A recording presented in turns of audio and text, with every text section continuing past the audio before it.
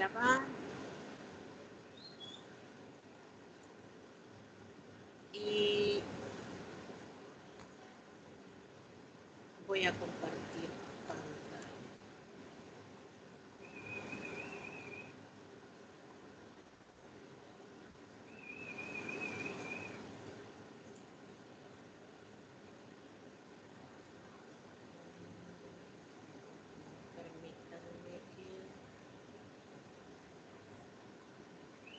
Permítanme que no tengo. Permítanme, ya les comparto nuevamente.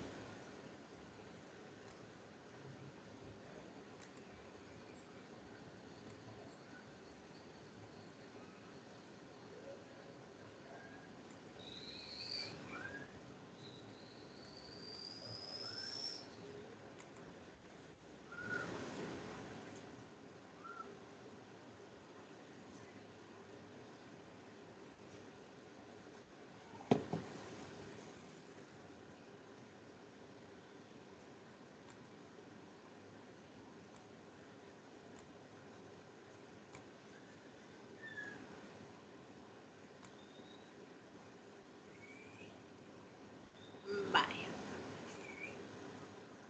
Tengo la presentación.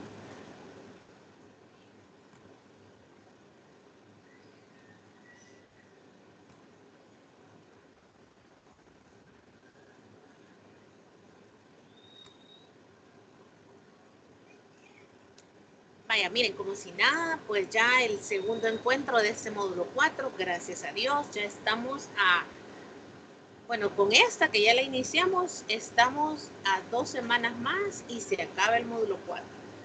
Ya la próxima semana, que sería la séptima, es la semana de los cuestionarios. La octava semana sería la última semana de septiembre justo, sería la semana de recuperación. Y cuando iniciemos el mes de octubre, iniciamos con la primera semana del módulo 5, o sea que ya estamos en cuenta regresiva.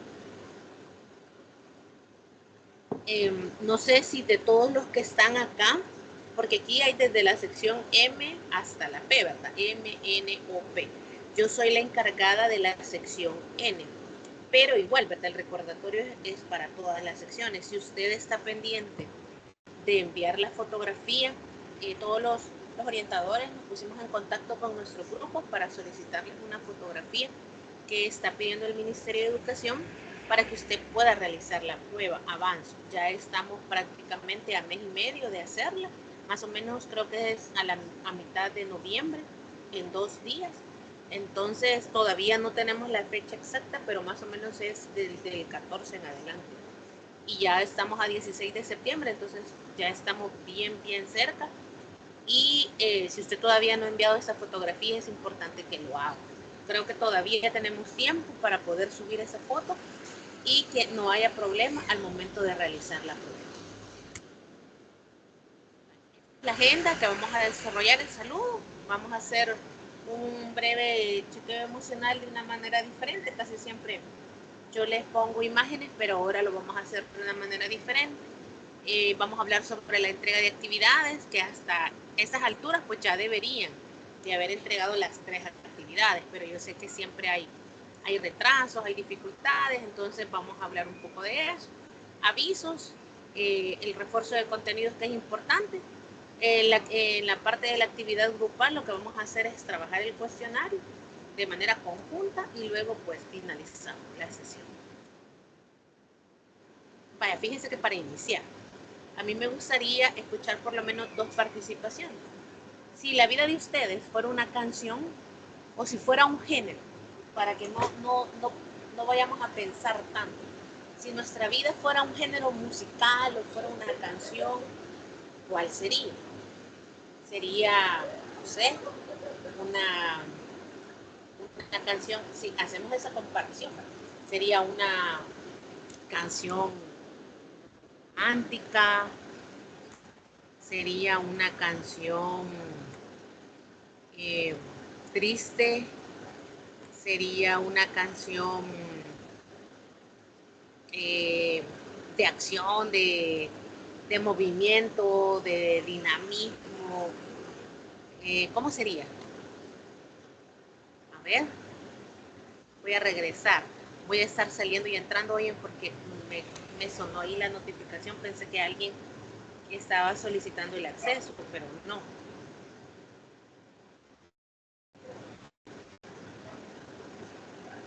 Ajá.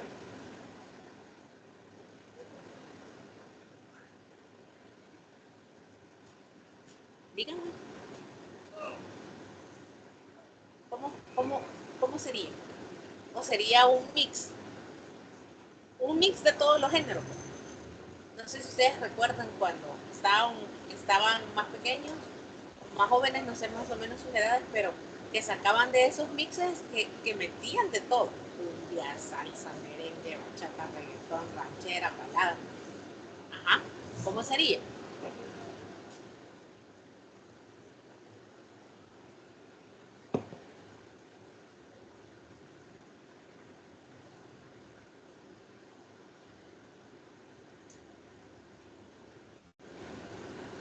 Ajá.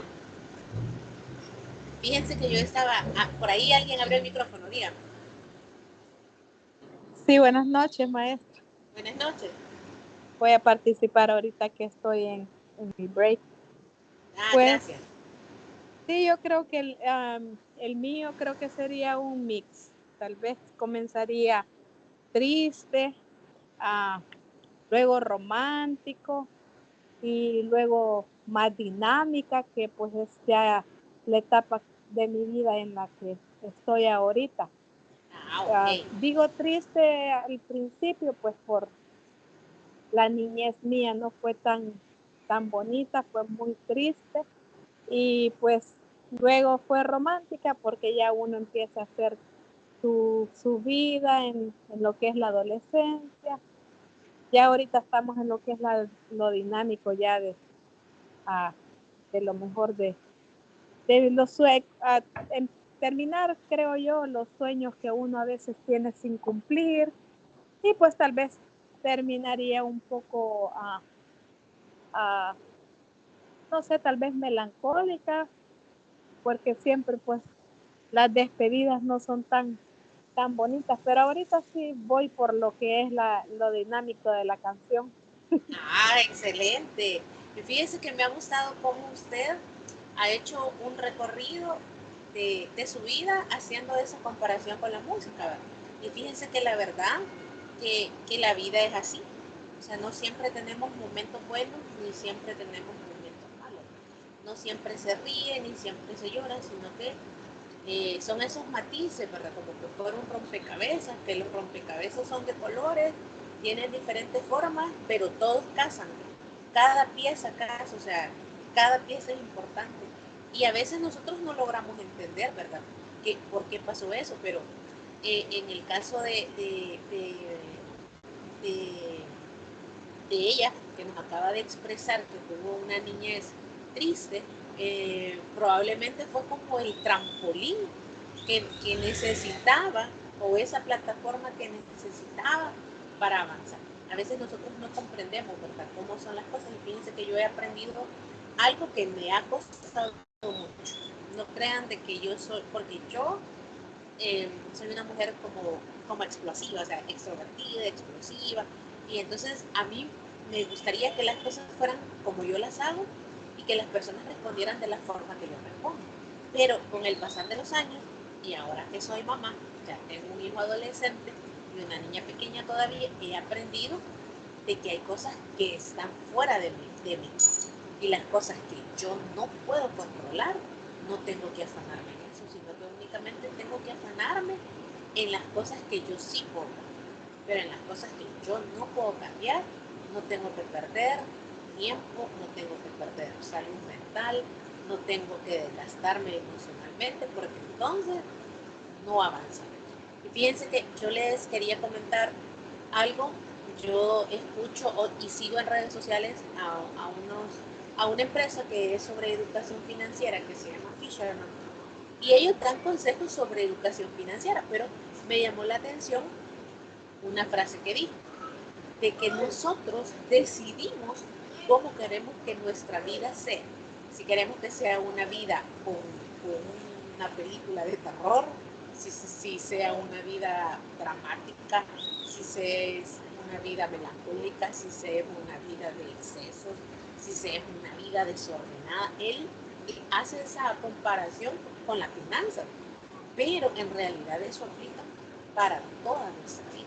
En el caso de ustedes que ahora trabajan, bueno, trabajan siempre, pero que ahora le han agregado ese extra de estudiar, pues de repente todo se nos descompone, ¿verdad? Porque acuérdense que nosotros estamos acostumbrados a una rutina, a una carga laboral, pero cuando de repente viene algo extra, nosotros sentimos ese desbalanceo, pero es importante que aprendamos a llevarlo y pensemos, ¿verdad? Que tenemos que salir adelante, que esto ya va a pasar. Imagínense el año pasado cuando empezaban primer año.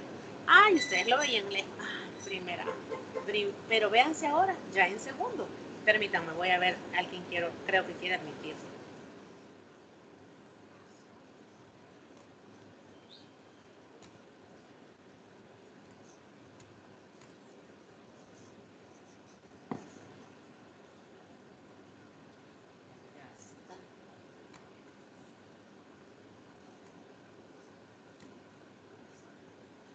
Ok, bien, vamos a continuar entonces.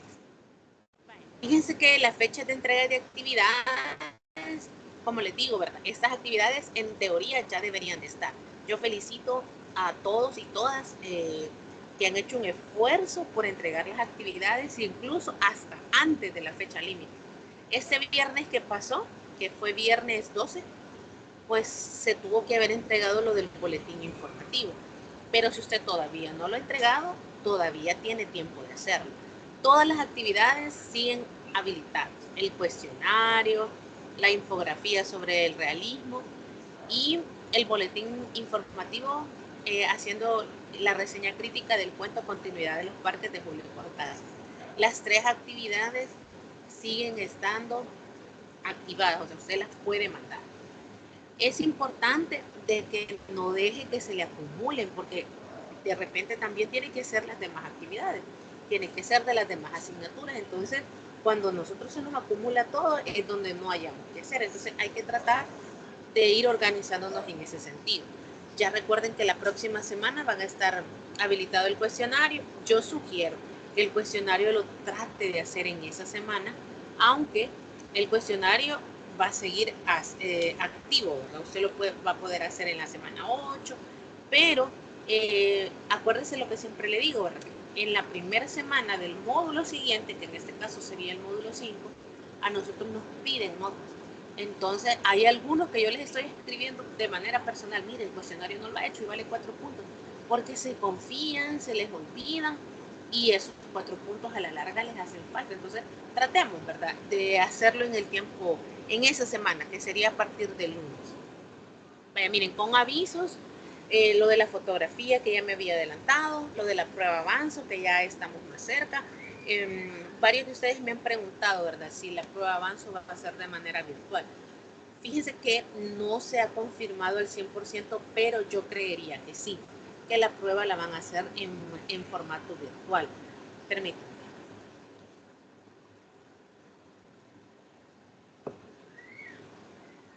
Porque bueno, la virtualidad y hacer la prueba avanzo de manera digital, pues tiene un montón de ventajas, ¿verdad? Para empezar, la movilidad.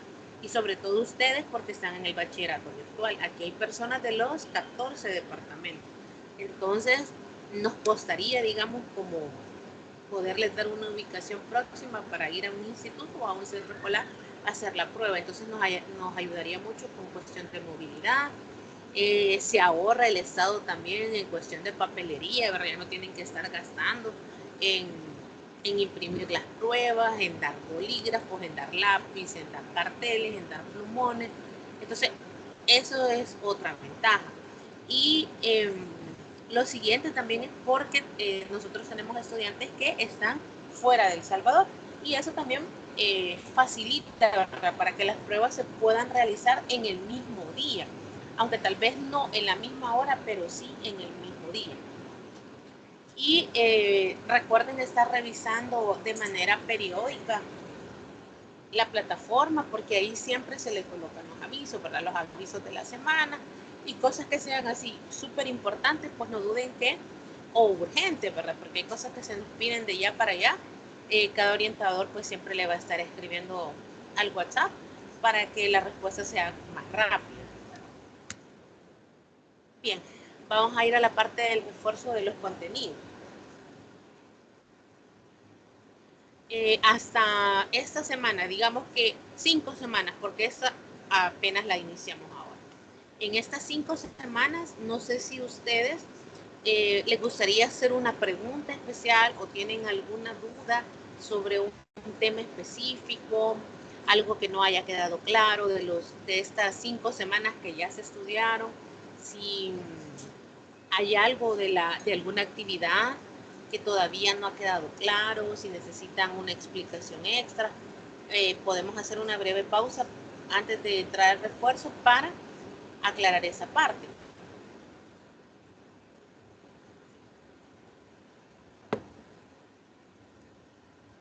Quiero ver cuántos tenemos. Ajá. Quiero ver de los que están acá. Bueno, de los que están acá, creo que todos ya me entregaron las actividades, las 3 actividades.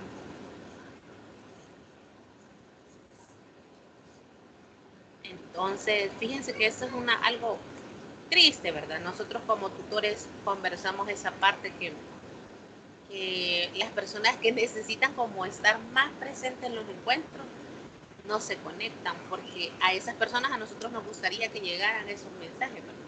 De actividades, de entregar, de si tienen alguna pregunta, porque imagínense que yo ahorita pues acabo de consultarles si tienen alguna duda sobre las entregas de actividades y sin temor a equivocarme, todos los que están aquí ya me entregaron las actividades.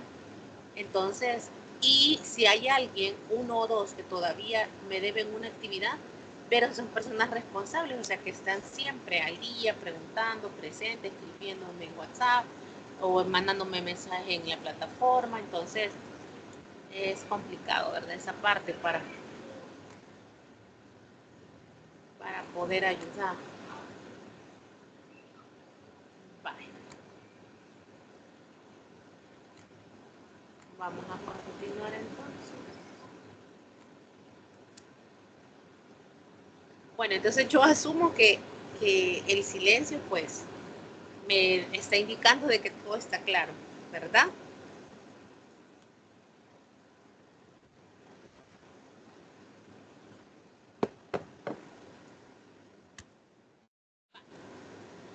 Vamos a entrar en materia. Fíjense que justo hoy les subí un material sobre el boom latinoamericano y el realismo mágico. Entonces vamos a empezar por lo del realismo mágico. Vaya, fíjense bien. Dice por acá que el realismo mágico es un movimiento literario que tuvo origen en América Latina, más o menos en 1930. Ahí inició, en América Latina en 1930. Aunque alcanzó su apogeo entre 1960 y 1970. Es decir, en esta década, en estos 10 años, del 60 al 70, fue su esplendor. Y coincidió con la generación del boom latinoamericano, que es otro movimiento, pero que está íntimamente relacionado. Pero, ¿de dónde? Bueno, vamos a hacer otra pequeña pausa por aquí. Fíjense que todos los movimientos que nosotros hemos venido estudiando, el realismo que vimos en el encuentro, en el primer encuentro, ¿se acuerdan que les dije, verdad? Que el realismo como movimiento puro fue un movimiento europeo, que luego vino a América y que en América pues se dividió en dos vertientes, ¿verdad? En el realismo regionalista y en el realismo crítico y social. Pero su influencia fue europea, o sea, en Europa nació, ahí fue su esplendor y luego se trasladó a nuestro continente y comenzaron los escritores a trabajar sobre él. Pero en el realismo mágico, ¿no? Acá, si ustedes se fijan, su origen es en América Latina.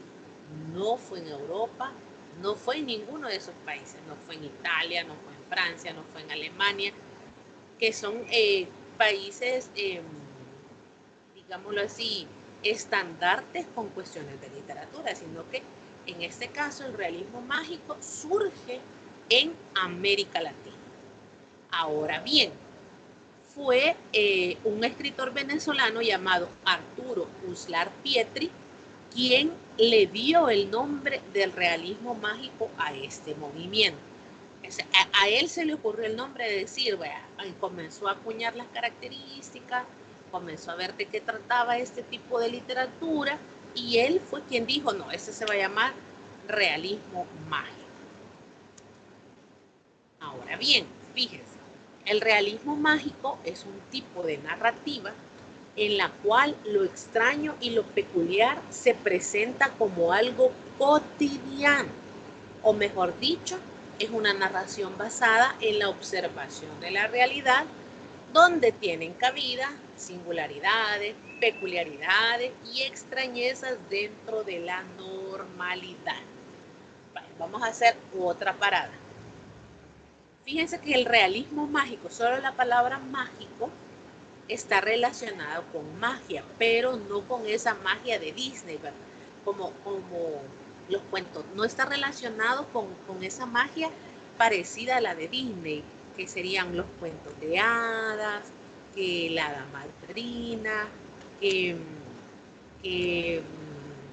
la cenicienta, que otra cosa, sino que no tiene una relación, no tiene una relación con ese tipo de magia, sino que tiene, no sé si por ahí hay alguien que quiere hablar o por error tiene el micrófono encendidito, para que me ayude a apagarlo.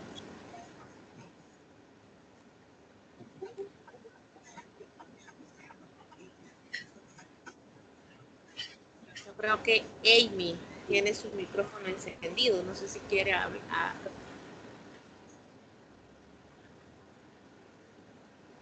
Gracias. Vale. Entonces, esta magia está relacionada más con lo paranormal. Entonces, pero digamos que el término lo acuña, ¿verdad? No íbamos a hablar del realismo paranormal, sino que decidieron llamarle realismo mágico. Pero esto es, esta parte mágica está, como les digo, relacionado más a la parte paranormal, a aquellas extrañezas, a aquellas rarezas que se salen de la normalidad entre comillas, que se salen dentro de la normalidad. Pero fíjense que lo peculiar de esto es que este tipo de literatura presenta esas extrañezas como algo cotidiano, o sea, no es algo que nos asuste, no es algo que nos sobresalte, no es como las películas de terror, porque también no quiero que vayamos a confundir el término con la literatura, por ejemplo, de terror, porque también existe la literatura de terror, existe la literatura paranormal, pero no quiero que nos vayamos a confundir. Bueno, ¿por qué razón? Tal vez ustedes no hayan tenido la oportunidad de leer obras de terror, o sea, literatura de terror, pero sí creo que han tenido la oportunidad de ver una película de terror.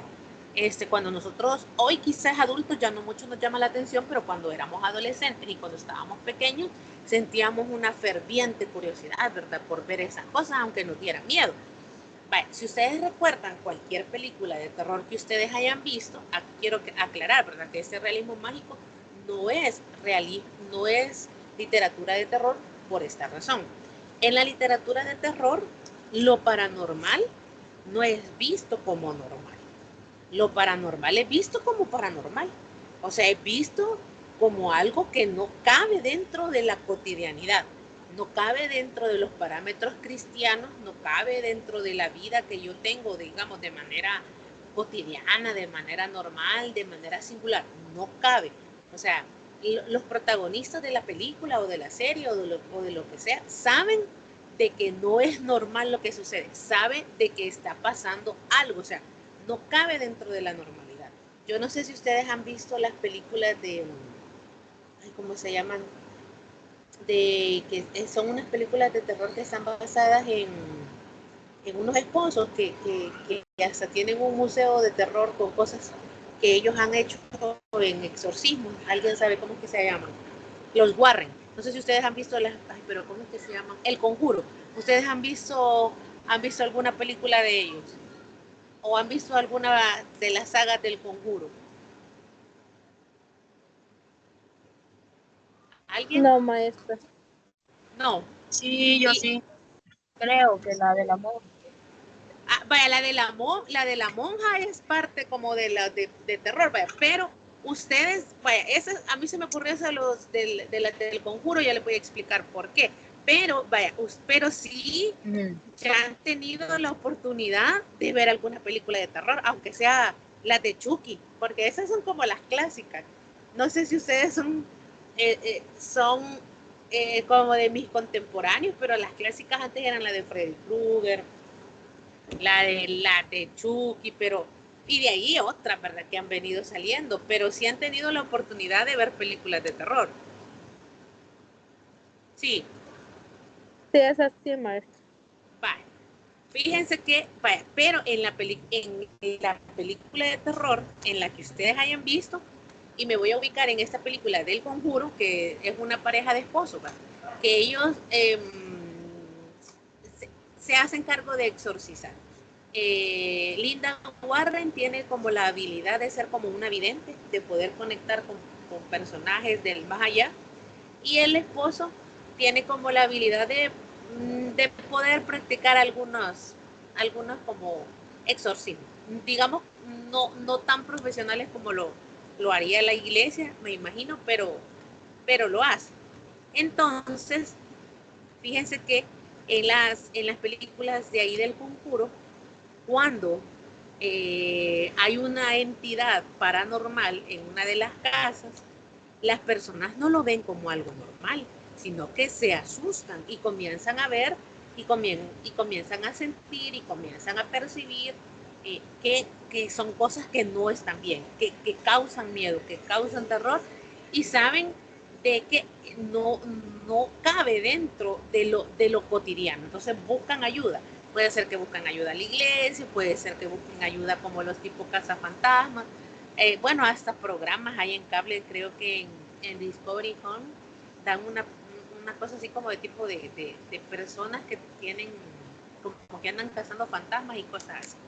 Entonces, en una película de terror, oigan bien, lo paranormal no cabe dentro de la normalidad. O sea, se sabe que es algo paranormal, algo que asusta, algo que no está bien. Pero en este realismo mágico existen cosas paranormales, existen cosas raras, cosas extrañas, pero se asumen como algo normal. Se asumen como algo cotidiano, como algo que, sí, sí, es que fíjate que se vino, fulanito anda. No sé si ustedes de repente, más que todo en los pueblos, cuando sucede algo que una persona va a fallecer, dicen, ay, que quizás sí, fulanito se andaba despidiendo. O si se cae un cuadro y dicen, no, es que yo creo que mi tío Lencho se andaba despidiendo. O si sucede otra cosa, o si miran una mariposa negra, o si miran cantar la aurora, o si escuchan, perdón, cantar la aurora, dicen, a saber quién se va a morir. Quizás fulanito, más que sí está bien grave. Entonces, pero son cosas que no asustan.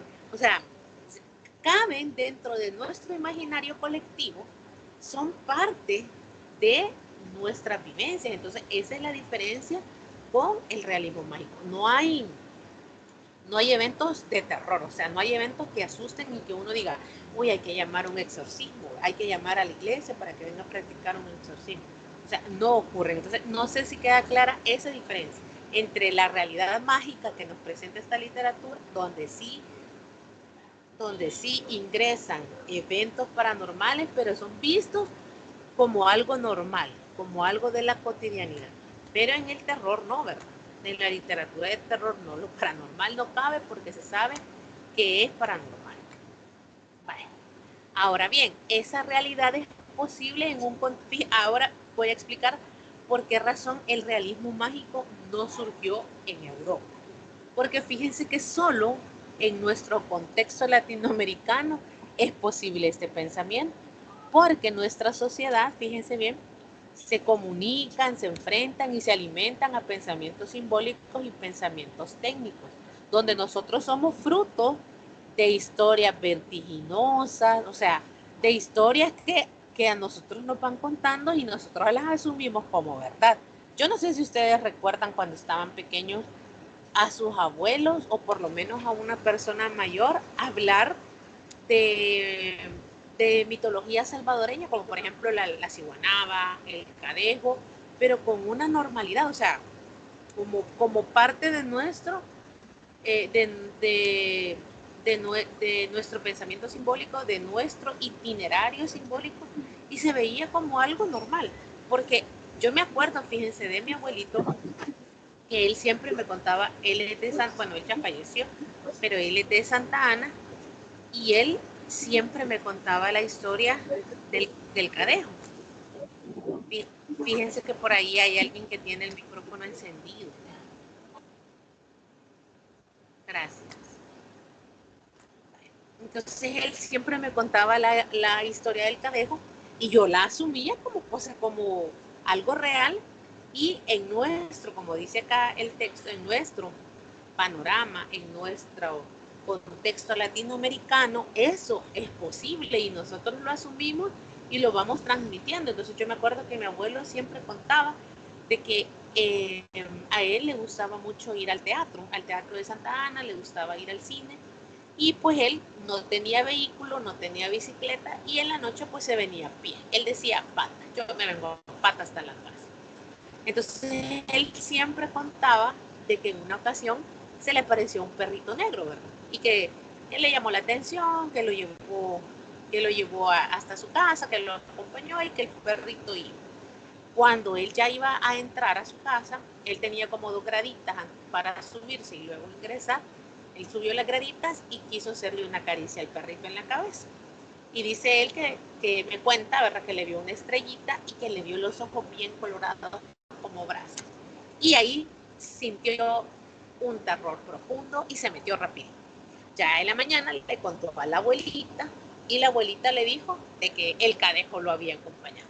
Entonces son cosas que nosotros lo asumimos como normal, o sea, la abuelita de mi abuelo tampoco se afligió, sino que, sí, papito, usted el cadejo lo acompañó, pero mire, de algún peligro lo libró, y que no sé qué, y que no sé cuándo. Que el cadejo negro le sale a los hombres y el blanco a las mujeres. Y otras personas decían, es que el cadejo blanco es el bueno y el cadejo negro es el malo. Entonces son cuestiones que solo este tipo de pensamientos, como muy bien lo dice el texto, solo caben en nuestra cultura latinoamericana. Personas que tienen la oportunidad de vivir en otros países, ustedes saben de que las personas de otras culturas son personas más incrédulas, son hasta no ver, no creer, y nosotros andamos creyendo en todo, hasta en tomar esencia coronada cuando nos dolía el estómago. ¿Cuántos de nosotros no hemos tomado esencia coronada? Cuando nos dolía el estómago, cuando teníamos un dolor, cuando un aire, cuando una cosa, y nosotros nos tomábamos ese menjurjito y milagrosamente se nos quitaba el dolor. Entonces, este tipo de pensamiento solo cabe en nuestra cultura. Ahora bien, ¿qué características presenta? Pues primero parte de la observación, igual que el realismo. Tiene que observar la realidad. Incorpora el universo de valores simbólicos de las culturas latinoamericanas, a las que reconoce como parte de una realidad alterna, le vamos a llamar. Aquí dice sin apelar a una mirada vertical, sino que es como una realidad alterna, donde se da cabida a otras realidades. Normaliza las peculiaridades en lugar de sustituir la realidad por un mundo fantástico o alterno. El narrador no ofrece explicaciones sobre los acontecimientos insólitos. Aquí el narrador de estas obras del realismo mágico no anda explicando, ¿verdad? ¿Por qué apareció fulano? ¿Por qué la taza si estaba en el escritorio ahora apareció en la cama? No lo explica, por la misma razón de que lo asume como algo normal. Los personajes no demuestran extrañeza ante los fenómenos insólitos, por lo mismo, porque lo asumen como parte de lo normal. Valora la percepción sensorial de la realidad, lo que se puede percibir a través de los sentidos, de todos los sentidos, olfato, vista, tacto, oído, gusto. Rompe la linealidad temporal del relato. La mayoría de estas obras no tienen un tiempo cronológico, o sea, donde sucede una cosa tras otra, sino que hay saltos en el tiempo.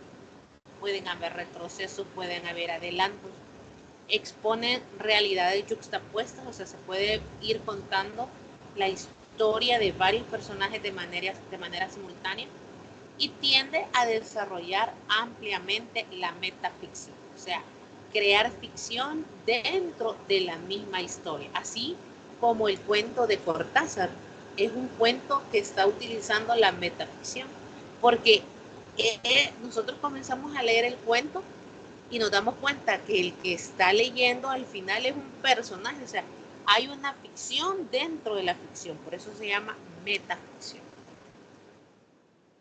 Vale, ahora bien, con el boom latinoamericano. Fíjense que solo la palabra boom es una onomatopeya, porque el boom es el sonido de una bomba. Es la representación gráfica. Este boom es la representación gráfica que nosotros le asignamos a una bomba. Entonces, hay una relación, ¿verdad? Hay una bomba, hay algo impactante, algo importante que surge en Latinoamérica. Y se conoce que el boom es un fenómeno literario y un fenómeno editorial. ¿Por qué editorial?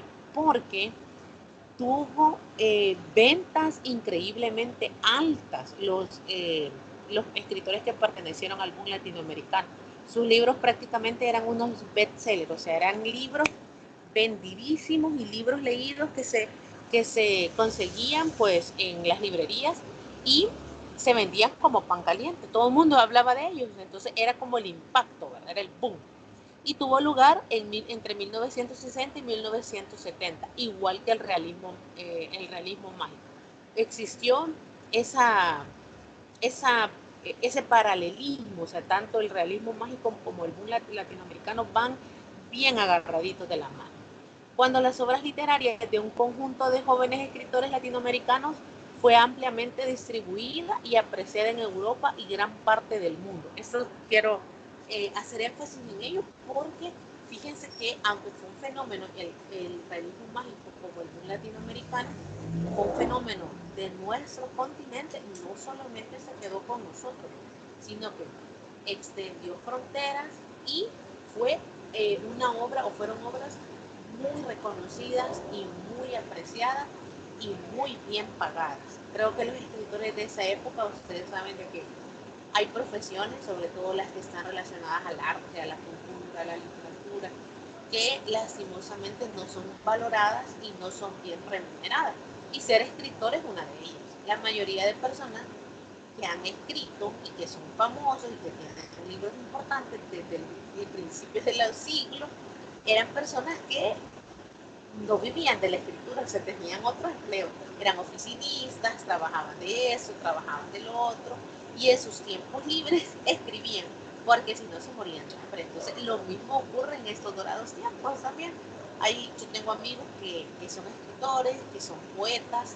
Tengo una amiga que se llama Francisca Alfaro, a ella le gusta mucho escribir poesía, ella es maestra también, pero ella no se dedica solo a la poesía. Ella trabaja de maestra, porque sabe que si no trabaja de maestra y solo se dedica a escribir poemas, no va a comer, pues. Entonces, estos escritores del boom latinoamericano sí logran, digamos que son como la excepción de la regla. Ellos sí lograron, digamos, por lo menos en ese tiempo, mantenerse de la escritura, porque fueron libros muy apreciados y muy bien pagados. ¿Y cuáles son las características del boom latinoamericano? Bueno, tenemos primero los temas y personajes corresponden a la realidad latinoamericana, representando problemas sociales y políticos de nuestras sociedades y describiendo al hombre y a la mujer común de Latinoamérica. Eso quizás fue como una de las partes más importantes, porque nosotros veníamos de leer obras europeas y nosotros en esas obras europeas no nos veíamos reflejados, no nos veíamos retratados, sino que se retrataba y se reflejaba la sociedad europea, y prácticamente de 30 a 40 años antes, porque siempre los movimientos literarios a nuestro continente llegaron después. Si, por ejemplo, el realismo en Europa surgió en las primeras décadas del siglo XIX, aquí llegó hasta el siglo XX. sea, 40, 50, 60, hasta 100 años después. Entonces, eran prácticamente abismos, ¿verdad? Y las personas no correspondían a la realidad. La segunda característica, el escritor desintegra la forma tradicional de la novela, quita toda la forma narrativa tradicional en cuestión del tiempo, ya no existe esa forma lineal de contar los hechos, sino que ya tenemos esos saltos, esas anacronías, donde me adelanto, donde me anticipo, donde tengo premoniciones, donde luego retroceso.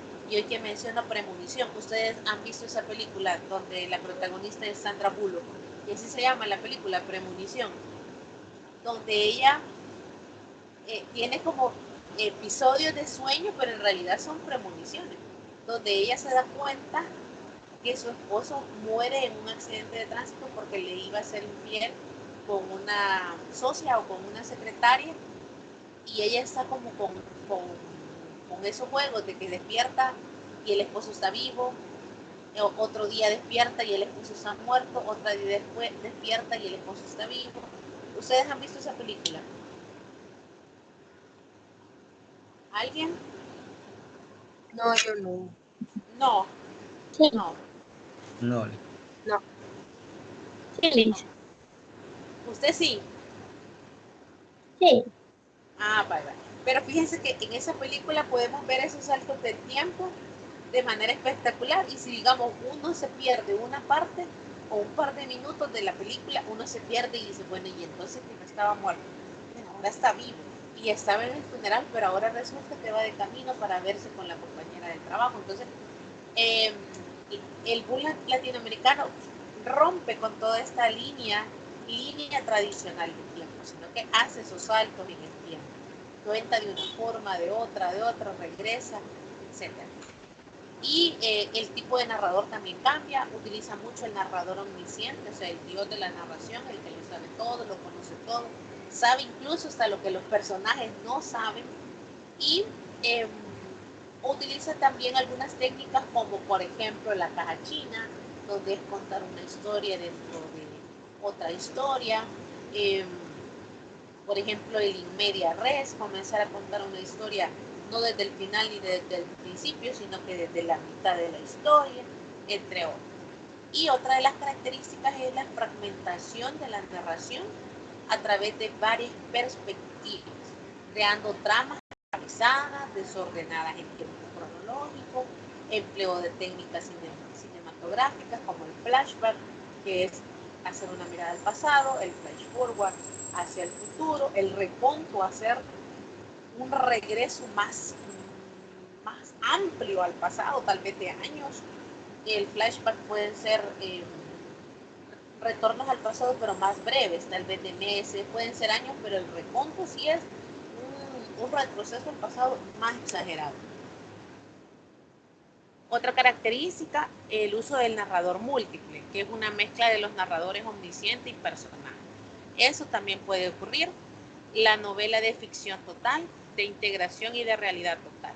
Se mezcla a partir de la realidad el uso de la ficción, dando paso al realismo mágico, a ser la corriente literaria por excelencia de este fenómeno. O sea que el realismo mágico es parte del boom latinoamericano. Y en la literatura que se desarrolló durante el boom latinoamericano, podríamos resumir que el lenguaje de los escritores de este fenómeno sintetiza todas las posibilidades de renovación. Esa palabra es importante, renovación, porque estos escritores están buscando renovarse continuamente, ¿verdad? Y no hay nada mejor que renovarse de nuestro pensamiento simbólico, de nuestro imaginario colectivo, ¿verdad? Que es único, que como les digo, no lo vamos a encontrar en cualquier otro lugar. Vale. Fíjense que esta parte me la voy a saltar, es la parte de los currículums, de cómo podemos nosotros presentar un currículum. Vamos a venir acá a lo de la perífrasis verbal. Vale, pero me gustaría que ustedes me dijeran si hemos comprendido esta parte del realismo mágico y del boom latinoamericano.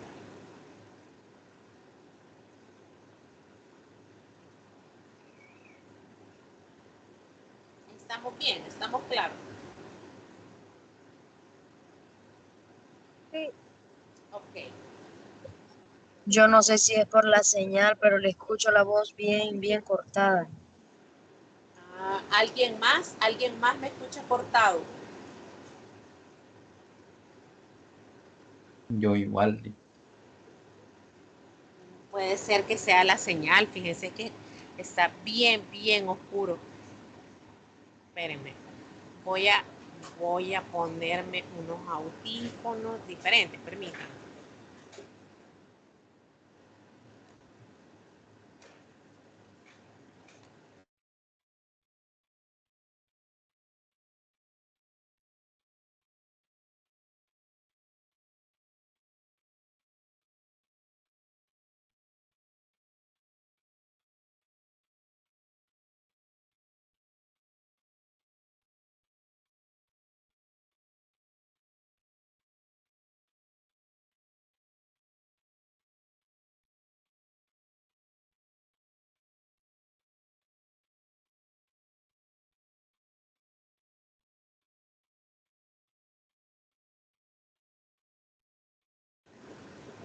Vaya, uno, dos, voy a leer un fragmento y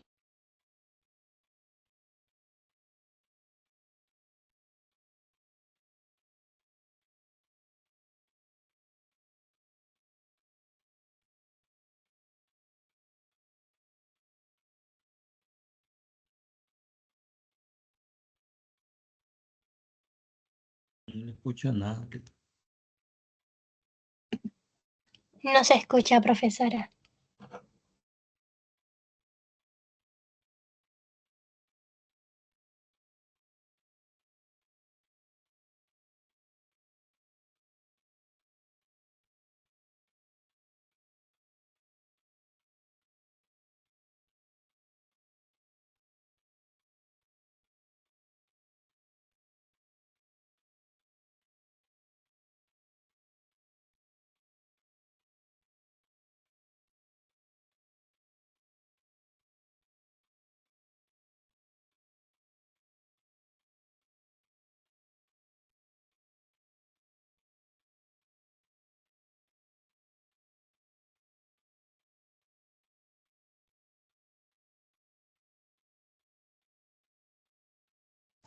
No se escucha nada, señor.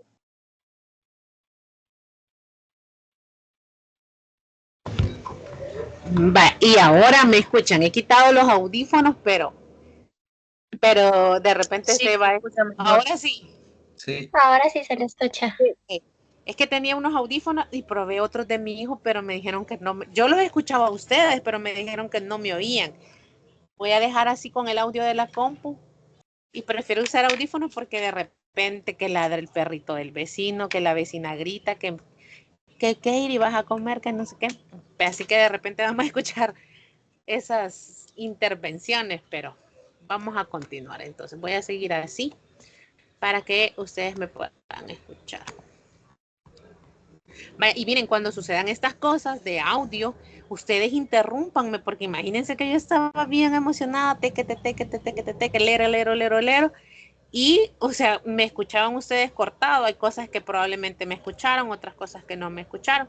Entonces, cuando suceden estas cosas de audio o de imagen y que ustedes me digan, mire, dejo de compartir, la imagen se quedó congelada, o sea, ustedes interrumpan inmediatamente y díganme, para poder ver cómo solucionamos.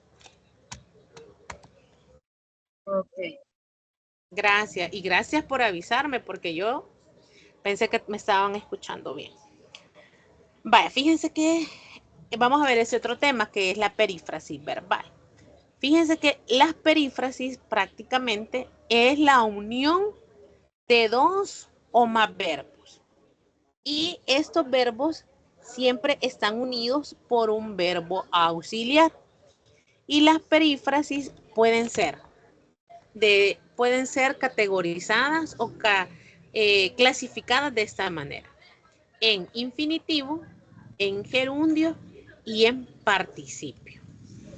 Ahora bien, aquí les presento esta tabla de perífrasis verbal. Las palabras, fíjense bien, cuando los verbos, nos vamos a enfocar en esta parte de acá, cuando los verbos terminan en ar, ir, o sea que están en su estado original, en su estado natural, a esto se le conoce como infinitivo. Todos los verbos, por ejemplo, que terminan en ar, ¿verdad? Amar, cantar, orar, platicar, diseñar, verbos que terminan en barrer, leer, verbos que terminan en ir, como definir, sonreír, convivir, reír. Esos son verbos que están en infinitivo.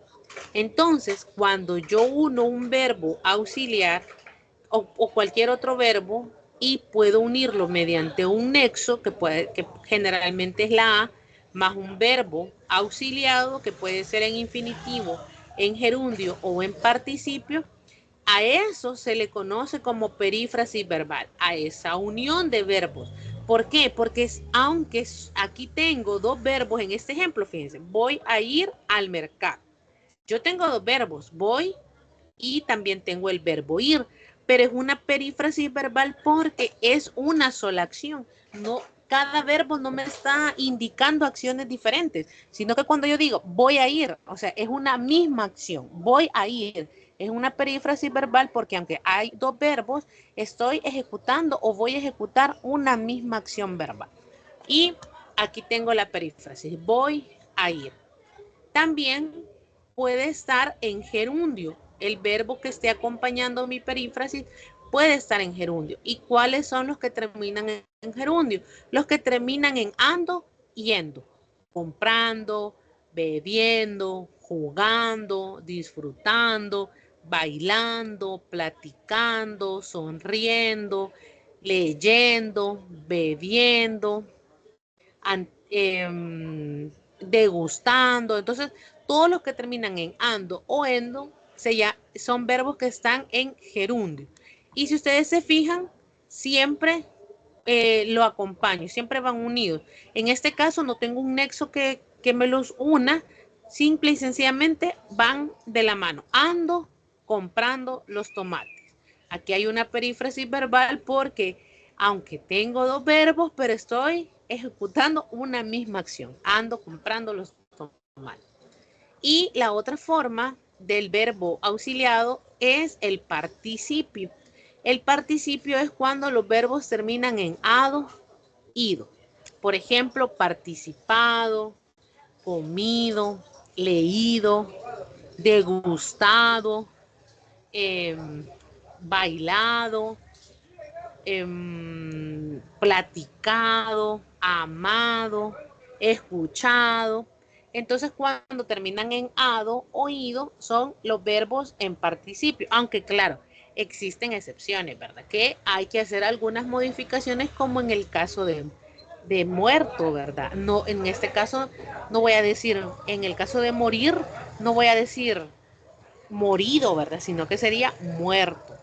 O hay también formas que admiten dos versiones, como en el caso de imprimir. En el caso de imprimir en el participio, es válido decir impreso y también imprimido. De las dos formas es correcto decirlo, aunque se escucha mejor decir impreso. Y en este caso tampoco estoy utilizando un nexo que me una los dos verbos, sino que están así, a la par. Ha participado varias veces. Entonces, este ha participado, aunque en realidad tengo dos verbos, verbo 1 del verbo haber, claro que está conjugado, y verbo 2 participado, que está en participio, pero me está ejecutando una misma acción. Ha participado varias veces. No me está indicando acciones diferentes, sino que me está indicando una misma acción. Vale.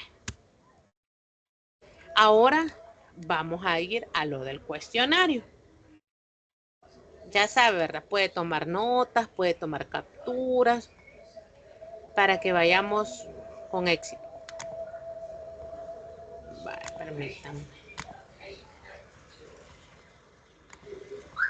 Lo voy a hacer más grande para comodidad de ustedes. vamos con la primera. Este tipo de realismo se basa en la experiencia cercana, es decir, en el ambiente físico local. Este tipo de realismo también es conocido como realismo costumbrista, porque describe costumbres típicas de un país o región. ¿Cuál es la respuesta correcta? A, B, C o D. El D. Mágico. Ali. Sí, mágico. Vaya, fíjense bien, es conocido también como realismo costumbrista, porque Es la A. Ali. realismo regionalista, correcto. Esa es la respuesta, regionalista. Yo se lo voy a ir marcando aquí. Ay, no, permítanme.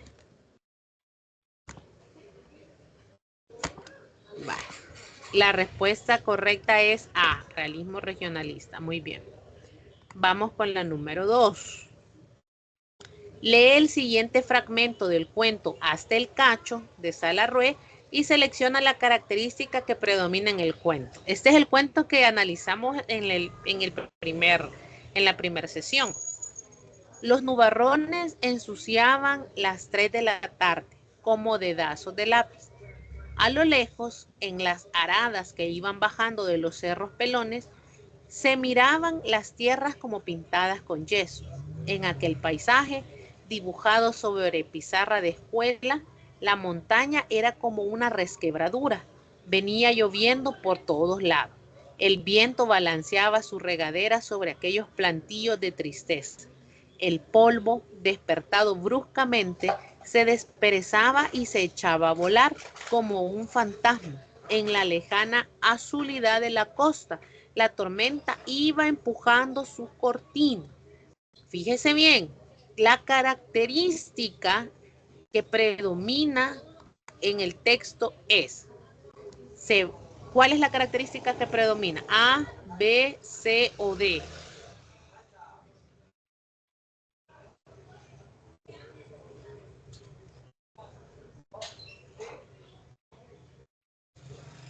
Celi.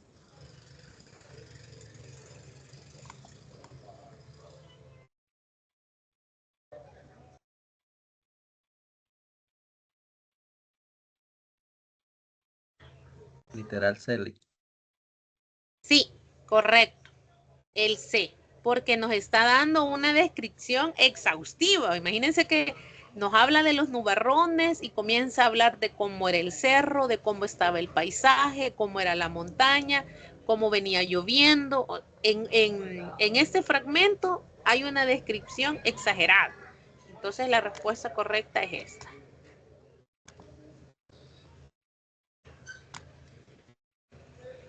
Vale, vamos a la tercera. En la descripción tenía el cabello largo y ondulado. Aquí es ondulado. Ojos marrones, cejas delgadas y arqueadas, cuerpo esbelto, labios carnosos, piernas torneadas y una sonrisa que me derretía en un instante. ¿Qué tipo de figura se está utilizando? Topografía, prosopografía, etopeya o retrato. Pero antes de que me contesten, esta es una descripción, pero es una descripción. ¿Cómo es esta descripción? Es una descripción que estoy haciendo al físico, es una descripción que estoy haciendo a las cualidades, no sé, morales o emocionales de una persona, es una descripción donde yo estoy involucrando tanto lo físico como lo moral. ¿Cómo es esta descripción? ¿O es una descripción que estoy haciendo de una persona, de un lugar? ¿Cómo es esta descripción? Es una descripción física. Ajá, es una descripción física y es una descripción de una persona. ¿Va? Entonces vamos a ir descartando y les voy a ir recordando, porque esto yo se lo subí en un material. La topografía no es, porque en la topo, el C, B. no, Vaya, fíjense que los topógrafos, ¿han escuchado ustedes esa palabra? Topógrafos. Ellos andan como haciendo mediciones de lugares. Entonces la topografía es la descripción, pero de un lugar. Y aquí no estoy describiendo un lugar. La etopeya es la descripción de las cualidades morales y emocionales de una persona. Y no estoy haciendo eso. El retrato es cuando yo describo tanto lo físico como lo moral. Pero aquí solo estoy describiendo lo físico. La respuesta correcta es B, prosopografía, porque la prosopografía se enfoca en describir lo físico de una persona. Y aquí solamente estoy describiendo su físico, cómo era el cabello, cómo eran sus ojos, las cejas, el cuerpo, los labios y las piernas. Pero no estoy diciendo que sea una persona amable, honesta, cariñosa, hacendosa. Si ya le agregáramos eso, entonces ahí ya sería un retrato, porque estoy agregando tanto lo físico como lo moral. Y si solo hubiese dicho, es una mujer hacendosa, humilde, trabajadora, bondadosa, ahí sería una etopeya, porque solo estoy haciendo referencia a sus virtudes morales, a sus virtudes emocionales o espirituales también. Entonces la respuesta correcta es B, prosopografía. Señor, ¿me podría enseñar la pregunta 2 que no le capturé? Sí, sí, sí. Aquí está.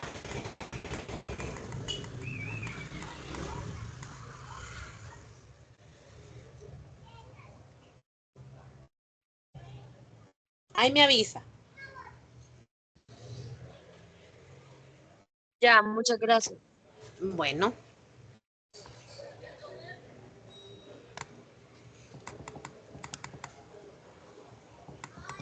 Vale, vamos a la pregunta 4. Esperen, la voy a bajar para que podamos ver las opciones. En la oración, la señora Norma, entre paréntesis, mi vecina, ha comprado el mismo vestido que mi madre. El uso de los paréntesis, ¿qué indica? Aclaración, acotación, completa información o hay una numeración. La acotación. No, vaya, miren, las acotaciones. Completa información. Vaya. Fíjense bien. ¿La cual? Literal A. ¿Por qué? Porque aclara las Ajá, porque diferencias. sí, la respuesta correcta es el A. Hay una aclaración. Vaya, les voy a explicar por qué no una acotación. Vaya, fíjense que las acotaciones solamente se utilizan en diálogos de teatro, en diálogos de cine, de telenovela, de una dramatización. Las acotaciones son esas indicaciones que el actor o la actriz recibe, que están entre paréntesis, y son indicaciones que él tiene que ejecutar antes de hablar. Por ejemplo, imagínense que yo soy una actriz que me llamo Beatriz y yo tengo que levantar, estoy sentada y tengo que ponerme de pie y darle una bofetada al otro personaje. Pero antes de eso, yo tengo que hacer otras cosas. Tengo que ponerme de pie, caminar 3 pasos, retroceder 2, respirar profundo, acariciarme el cabello, mirar hacia el piso, volver a caminar y darle la bofetada. Entonces, esas indicaciones se llaman acotaciones teatrales porque son las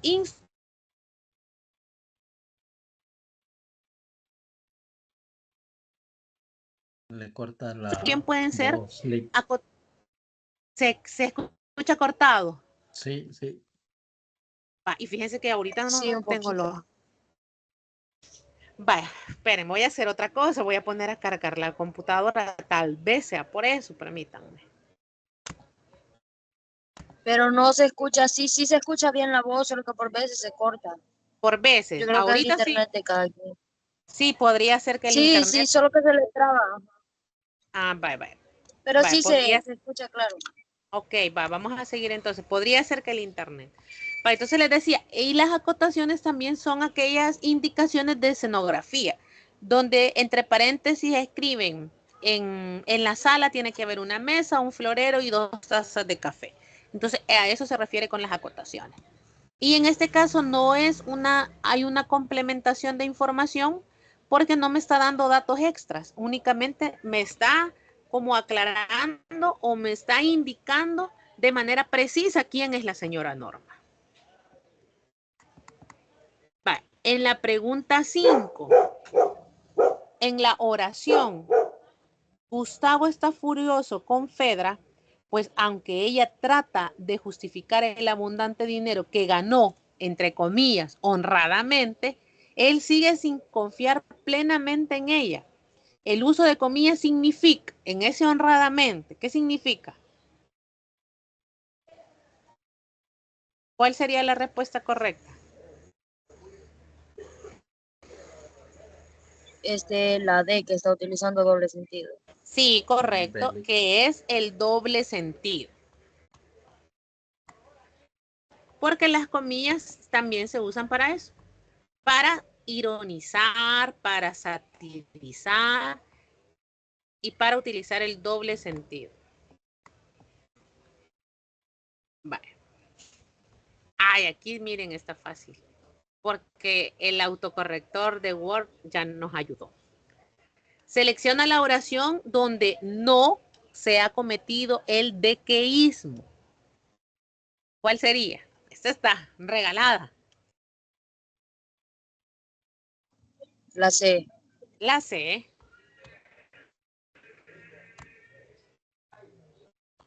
Aquí no se ha cometido.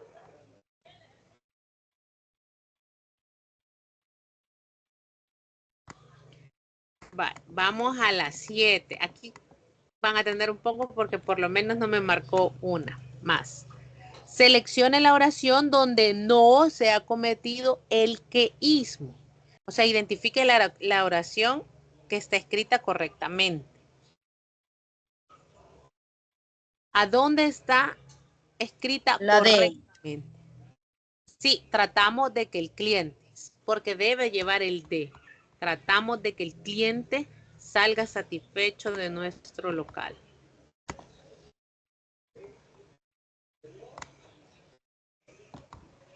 Voy a bajar esta. Vale, la pregunta 8. Identifica la oración donde se ha utilizado una perífrasis verbal con un verbo auxiliado en gerundio. Lo acabamos de ver. El gerundio, les voy a dar una ayudadita, termina en ando, yendo.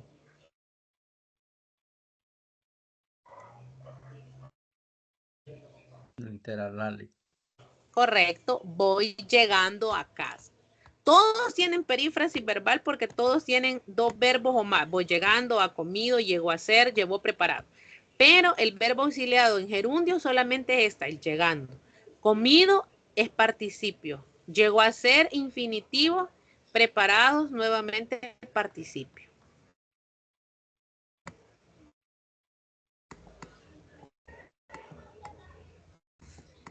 Vale. 9. Lee el siguiente fragmento e identifica el tipo de narrador que predomina en este texto. Continuidad de los parques de Cortázar. Había empezado a leer la novela unos días antes. La abandonó por negocios urgentes. Volvió a abrirla cuando regresaba en tren a la finca. Se dejaba interesar lentamente por la trama, por el dibujo de los personajes y siempre pensaba en ellos. Esa tarde, después de escribir una carta a su apoderado y discutir con el mayordomo una cuestión de aparcerías, volvió al libro en la tranquilidad del estudio que miraba hacia el Parque de los Robles. Vaya, ¿qué tipo de narrador es? Testigo es el que narra lo que mira, solo lo que mira, así como cuando entrevistan a alguien, ¿verdad? No, fíjese que yo vi que de repente la moto salió por allá, pero no me fijé quién tuvo la culpa del accidente, solo mira, narra lo que mira. El narrador protagonista narra en primera persona y es protagonista. O sea, tiene que decir yo tal cosa, me fijé porque es protagonista. El narrador Literal, sí. omnisciente narra en tercera persona y es un dios de la narración, lo sabe todo. Y el narrador observador es como el narrador testigo, a diferencia que él no participa en la historia. En cambio, el narrador testigo puede ser un personaje y narra desde, y no siendo el personaje principal ni el protagonista, pero es un personaje y narra. En cambio, el narrador observador no está dentro de la historia, está desde fuera y nada más como que fuera una cámara de videovigilancia. Narra desde fuera lo que mira. Entonces, ¿cuál creen ustedes que es? Omnisciente.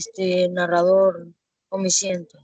Sí, es omnisciente. Y fíjense que la clave, hay varias claves. Por ejemplo, dice que el libro lo abandonó por negocios urgentes. O sea, él sabe hasta de los negocios que el hombre tenía.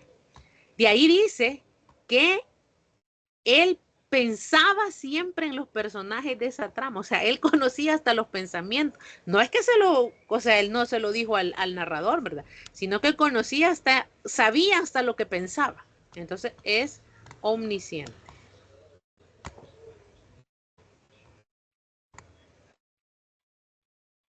Vale. Y la última. Este tipo de realismo combina las realidades del contexto latinoamericano Se con congeló la pantalla. extrañez. Se congeló. Sí, Ahora, no ha salido de esa pregunta y no la marcó, no. espérenme. Sí la marqué, pero es que creo que es el Inter, fíjense. Permítanme, voy a dejar de compartir y voy a volver a compartir.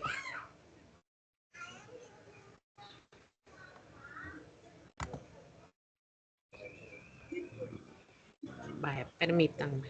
Va, díganme si les aparece la pantalla. Ajá, sí, pero Va, la la voy a pregunta subir. que estamos... La voy a subir para que la puedan ver bien. Espérenme. Va, les aparece marcada.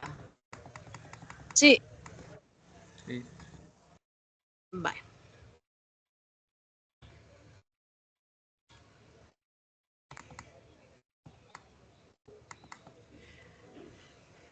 Va, y vamos con la última.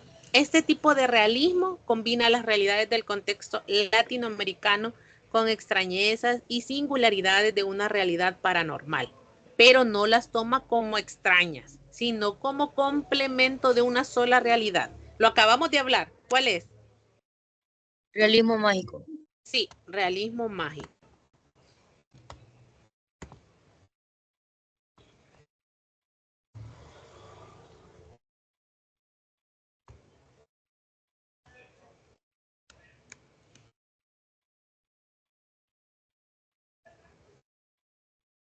Bien.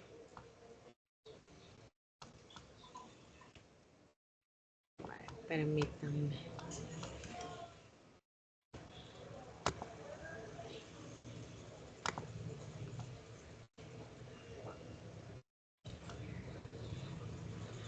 Bye.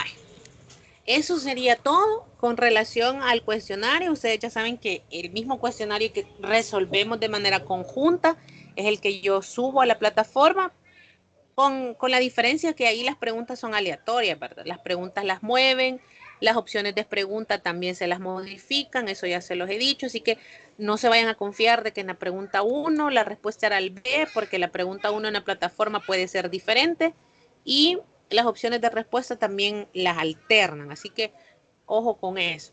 De ahí pues sería todo, no sé si ustedes tienen alguna duda, alguna pregunta, nada más motivarlos, ¿verdad? A que sigan. Ya estamos por terminar el año y pues hay que poner todo, ¿verdad? Toda la carne al asador, o sea, dar el último sprint, como decimos, el último aire, porque ya estamos más para allá que para acá. Por ahí también me han estado preguntando por cuestiones de graduación. Fíjense que yo no tengo como mucho conocimiento de cómo es el proceso o de cómo los convocan. Eso es algo que ya la universidad lo hace, el protocolo, la logística, la forma de contactarse con ustedes, la universidad lo hace de manera individual. ya nosotros, digamos, no tenemos como injerencia, perdón, en esa parte. Solo sé que sí hacen un pequeño acto de graduación, no puedo decir, hay fiesta, ¿verdad? Y todo, sino que hay como una pequeña ceremonia, un acto de graduación en la universidad, ahí en la Universidad Don Bosco, ahí donde ustedes fueron a dejar sus papeles, y pues ahí se les entrega pues su título. Eso más o menos sería como marzo, abril del otro año, porque al finalizar este año no vayan a creer que ya se van a tener sus notas, incluso vamos a llegar a enero y probablemente ustedes me estén preguntando, mire maestra, ¿y qué pasó? Mis notas, ¿pasé o no pasé? Porque las notas se suben al CIGES y hoy cómo van las cosas, todavía creo que vamos a estar en clases como la primera o segunda semana de diciembre, porque se empezó un poco tarde. Si ustedes recuerdan, empezamos como a mitad de febrero, entonces eso hace que también se alarguen las semanas, porque son 40 semanas de clase, porque son 8 semanas por módulo y son 5, 8 por 5, 40. Entonces, eso hace un poco lento también porque vamos a ir terminando quizás como las primera o segunda semana de diciembre las clases. Recuerden que viene un periodo de vacaciones. Hay que esperar que regresen los del Ministerio de Educación, se ingresan las notas.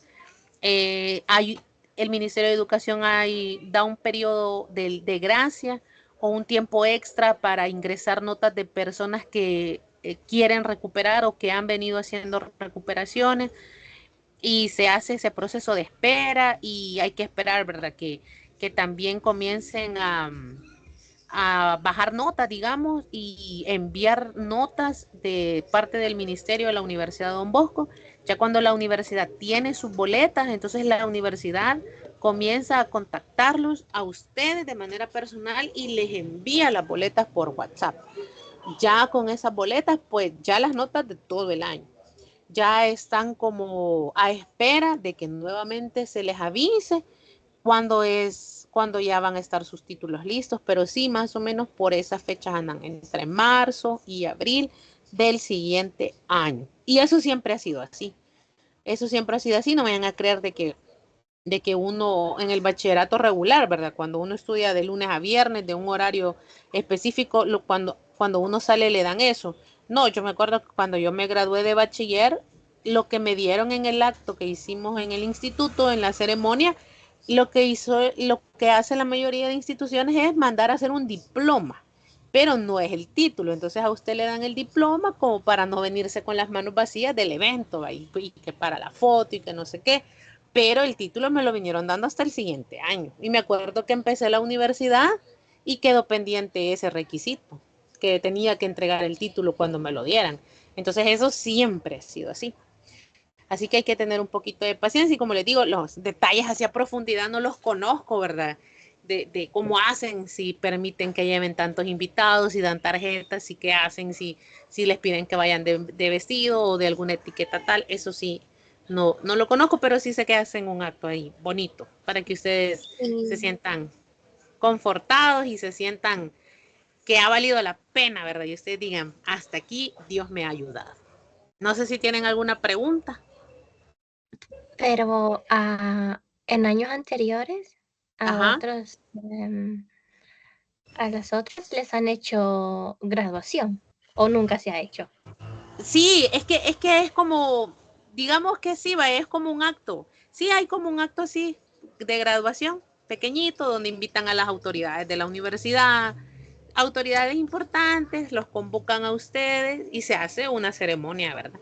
Para entregarles a ustedes su título. Sí, se ha